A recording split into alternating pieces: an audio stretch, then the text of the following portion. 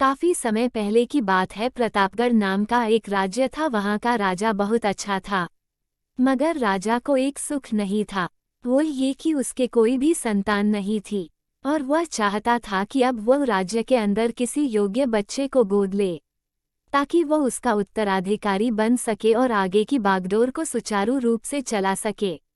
और इसी को देखते हुए राजा ने राज्य में घोषणा करवा दी कि सभी बच्चे राजमहल में एकत्रित हो जाए। ऐसा ही हुआ। राजा ने सभी बच्चों को पौधे लगाने के लिए भिन्न भिन्न प्रकार के बीज दिए और कहा कि अब हम 6 महीने बाद मिलेंगे और देखेंगे कि किसका पौधा सबसे अच्छा होगा। महीना बीत जाने के बाद भी एक बच्चा ऐसा था जिसके गमले में वह बीज अभी तक नहीं फूटा था, लेकिन वह रोज उसकी देखभाल करता था और रोज पौधे को पानी देता था। देखते ही देखते 3 महीने बीत गए। बच्चा परेशान हो गया। तभी उसकी माँ ने कहा कि बेटा धैर्य रखो, कुछ बीजों को फलने में ज़्यादा वक्त लगता है। और वह पौधे को सींचता रहा।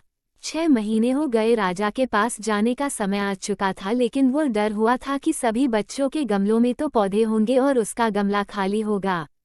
लेकिन वह बच्चा ईमानदार था और सारे बच्चे राजमहल में आ चुके थे। कुछ बच्चे जोश से भरे हुए थे, क्योंकि उनके अंदर राज्य का उत्तराधिकारी बनने की प्रबल लालसा थी। अब राजा ने आदेश दिया, सभी बच्चे अपने अपने गमले दिखाने लगे। मगर एक बच्चा सहमा हुआ था क्योंकि उसका गमला खाली था। तभी राजा की नज़र उस गमले पर गई। उसने पूछा, तुम्हारा गमला तो खाली है?